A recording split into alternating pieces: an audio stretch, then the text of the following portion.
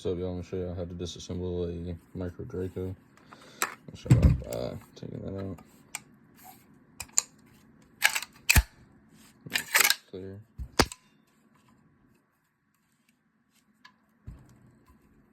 Push the button back here. Slide that off. Push this in to the buffer block. Pull that out. Pull your buffer block off. Pull that out. Now you're ready to clean. Come right here. Take this. Slide it back. Get that off. Pull it off.